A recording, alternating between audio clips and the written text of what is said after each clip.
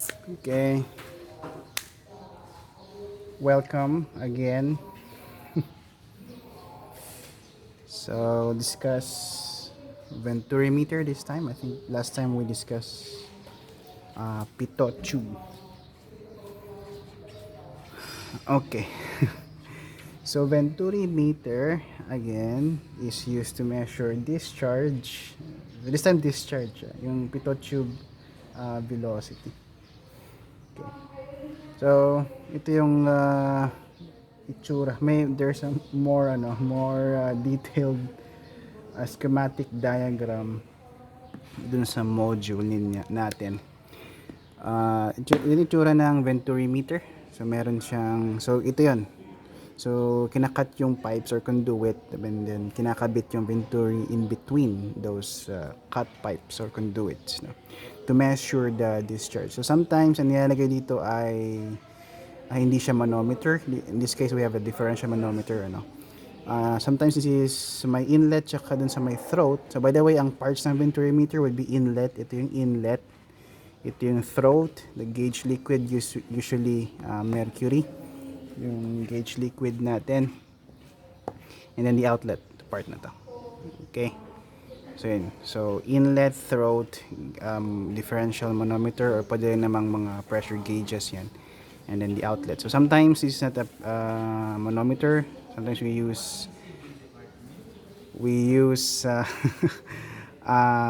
pressure gauges. So instead of differential manometer, we use pressure gauges. Nagalagay tayo ng pressure gauge dito sa may inlet, and then may pressure gauge din dun sa may throat ng Venturi meter. Okay? So how do we measure the discharge? We measure it using energy equation, using this Venturi meter, but we calculate the discharge using the energy equation.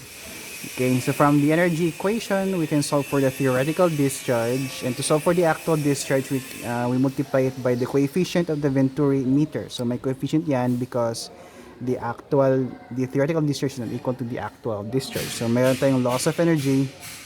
So as the liquid particles travel from the inlet hanggang sa may throat, meron tayong loss of energy, so that the theoretical discharge is not equal to the actual discharge. So ganun lang kasimple.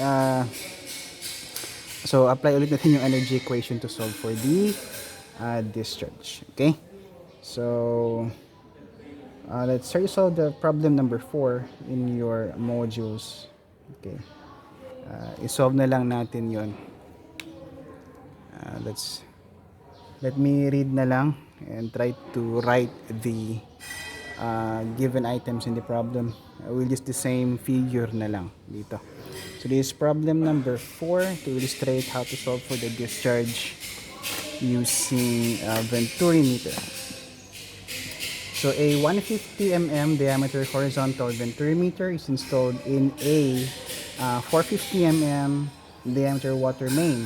The deflection of mercury in the differential manometer connected from the inlet to the throat is 375 millimeters. So letter A, we solve for the discharge, neglecting head loss. Okay, let's solve for letter A. Q, neglecting head loss.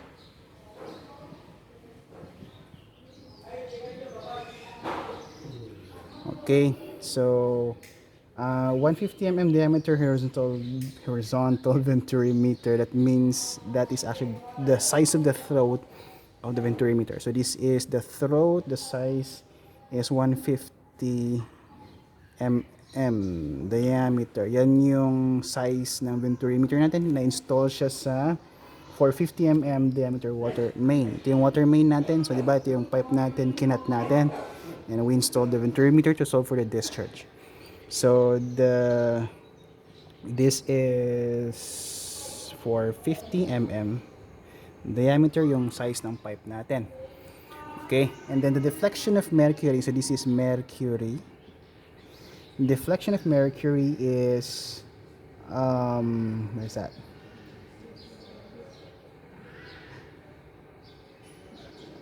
375, yeah.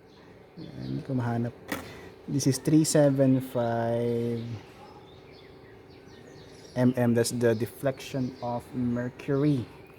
So, na yung pressure dito, pinipush niya yung mercury napunta doon. Part. Okay. Let me, I think that's clear. So, solve for the theoretical discharge. So, when we say Q neglecting head loss, that means we are solving for the theoretical discharge in the system. Okay, let's solve first for the discharge neglecting head loss. So, mag-apply tayo ng energy equation similar to what we have done in pitot tube. So, let's assign 2 points. So when we apply energy equation, we need 2 points. So, it's first point would be at the inlet of the Venturi meter, and the second point would be at the throat, where the two legs of the differential manometer are installed. Okay, next is, let's try to write the energy equation now. So at point 1, so we have V1 squared all over 2G plus P1 over gamma plus Z1 is equal to V2 squared all over 2G plus P2 over gamma plus Z2. We will not include the head loss because the problem told us to neglect it. So Z1, since the pipe is laid horizontally, that means the points 1 and 2 have the same elevation. So this would cancel. So what we have now are the following. We have V1, P1, V2, and P2, which are basically unknown. No? So we're going to solve for the Q in Q. To solve for Q, we need to express the velocities in terms of Q, discharges. So we know that Q1 is also equal to Q2, observing the law of continuity of flow. Let's say Q na lang, since they are the same. Okay, maybe we can combine like terms here.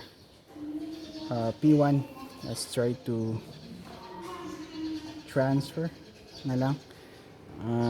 Lahat ng pressure sa right side, and then pressure sa right side, tapos velocity sa my left side ng equation. So we have V1, V2 minus V1, V2 minus V1, P1 minus P2.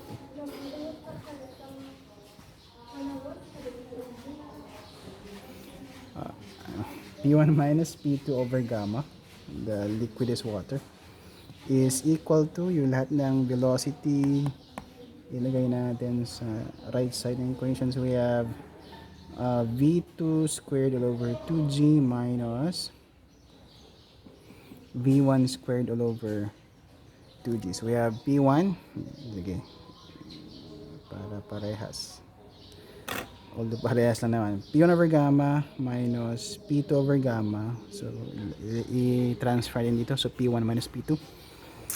And then, we have transfer din yung V1 sa right side. So, we have V2 minus V1. So, this would be our working equation. So, we can express the velocities in terms of discharge since given naman yung cross-section, yung size ng cross-section natin. Dun sa inlet and then sa throat, we can express velocities in terms of discharge, and we can solve for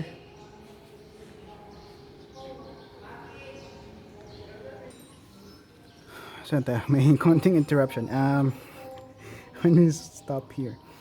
Okay na. So I think I've told you na we can express the velocity in terms of discharge. I think let's try to solve muna yung difference in pressure between the 2 points, P1 minus P2, and then later on express the two velocities in terms of discharge. So we can solve for the difference in pressure using manometry, just like what we have done kanina sa pitot tube. So we can assign points here of equal pressures. Let's say this is point A and this is point B. So then we add pressure from point 1 to point 2. So let's say this is x na lang. Is that what is in the module? I think so. So the distance between point 1 and A is, let's say, x. Yeah. So add pressure or pressure heads from 1 to 2. Let's start at point 1. We have P1. And we go down to point A plus gamma H. Gamma, the liquid is water. So we have 9.81 kilonewtons per cubic meter times height of water, in this case is x. Wait. Okay, another interruption. So where were we? Yeah, we are adding pressure. So from point A to B, so from A to B, minus since upwards na siya. So minus, this is, the liquid is mercury. So we multiply the specific gravity of mercury, 3.6, by unit weight of water, that is 9.81 times the height of mercury, that is 0.375 meters. Then from B to 2 minus, I'm sorry, I think the direction of my solution is no longer straight. Anyway, that's it. So from B to 2, the liquid is already water, so that would be 9.81 per cubic meter times the height of water, that is x minus 0.375. So x minus 0.375 meters, and that should be equal to the pressure at point 2, P2. Okay, that's how we add pressure. So we simplify, i-transfer na lang natin yung P2 sa kabilang, sa left side, and then whatever the resulting value here, i-transfer natin sa my right side ng equation. So x would cancel actually. Itong term na to will be eliminated from the equation. So that P1 minus P2 is equal to, what do we have here? 46.30125 kilopascal. So that is the difference in pressure between the 2 points, and then we substitute this value in this equation. So we have 46.30125 kilopascals divided by unit weight of water is 9.81 kilonewtons per cubic meter. That should be equal to V2 squared minus V1 squared, crazy, all over 2G plus V1 squared all over 2G, and then we express the two velocities in terms of discharge. Okay, so what is V2 and what is V1 in terms of discharge? Okay, so we know that Q is equal to area times velocity, so definitely V is equal to Q all over A. So yan yung ilalagay natin dun sa terms ng velocities natin. So diretso na lang natin, hopefully magkasya sa whiteboard.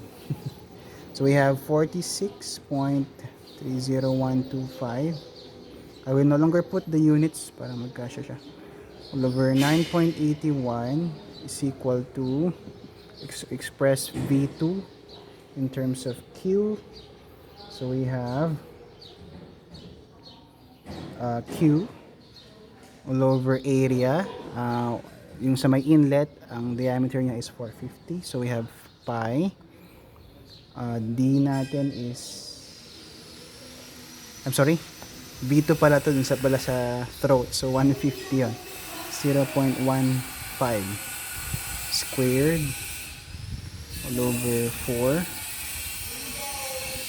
This is the velocity squared all over 2g. Plus ba yun? Sorry, that should be minus. Minus dapat yun. Minus v1 squared. v1 squared all over 2g. So v1 is, we have q. Let's say q na lang dito. Pi. Diameter is 0.45 squared all over 4. Squared yan. Divided by 2 times 9.81.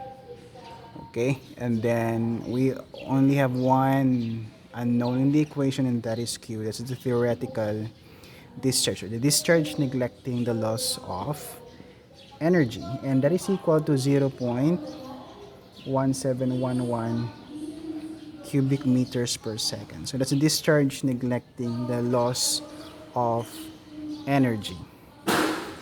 Okay, letter B naman. So letter B, compute the discharge if the head loss from the inlet to the throat is 300 millimeters of water. So let's try to anyway, we're going to use the same equation lang naman. We're going to use the same equation. Maybe we can just modify whatever that we have in this case. So the difference in pressure would be the same since hindi naman siya affected dun sa equation. So let's try to modify the given equations na lang. Or you want me to rewrite this? Ganyan na para mabilis. So yun yan. Letter B, head loss is 300 mm. So sa equation natin, maglalagay lang tayo ng head loss sa my right side. So plus head loss. So my head loss sa kabila. And then we're going to include head loss also dito. The difference in pressure would not be affected. Ito, we will include head loss. So mag-add lang tayo ng head loss dito, which is 0.3 meters, and then the resulting value of Q is equal to, crazy, okay, that is 0.1656 cubic meters per second. That's the actual discharge since we have considered head loss from the inlet to the throat of the Venturi meter. We have a guest speaker. You want to speak? Hello, good morning everyone. Yeah, that's ano nang kwan mo? Bikeries. Sino tong mga to, sir? Second year? Third year to. Third year. Di ba mayroon kang dito? Chicks. Joke lang. Hello. Baka ma-reveal. Naka-video. Naka-video. Hindi naka-live, naka-video. So it will be forever recorded in YouTube. Okay, so we have QA and we have QT a while ago. When we neglected head loss, it was QT. QT is 0.1711. So letter C, ito na lang yung letter C. We're going to solve for the coefficient of the Venturi meter. C na lang. C is equal to what? The coefficient. So kanina sinabi ko, C is equal to actual is equal to C times QT. So basically, C is equal to the ratio of the actual discharge and the theoretical discharge. So we have solved that in the previous items. So C now is equal to QA, which is 0.1656 divided by QT 0.1711. So C is equal to the coefficient of the Venturi meter is 0.1711 9679. So that is the coefficient of the Venturi meter. Okay, so that's it. That's how we solve for the discharge. Quite simple. Simple lang. Medyo mahaba pero the procedure or the concept is simple. And I think I'm hoping that you can follow. So, ganun lang kasimple. We apply the energy equation. And then, of course, merong mga items na unknown dun sa energy equation.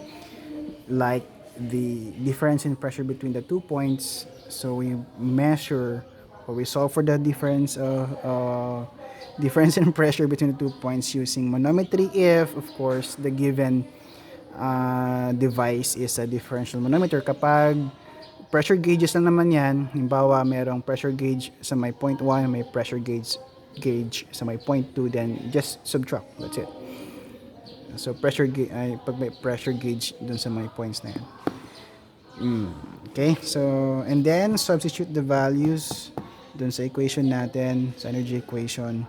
Then we express velocities in terms of discharge since points 1 and 2 have the same discharge. And then with that, we have eliminated some items and then we're left with discharge in the equation and then solve for the discharge. That's it. Okay, kapag given yung coefficient ng Venturi meter, to solve for the actual discharge, you simply multiply the coefficient and the theoretical discharge. Okay, so that's how we compute for the discharge using the Venturi meter. I think we have another example.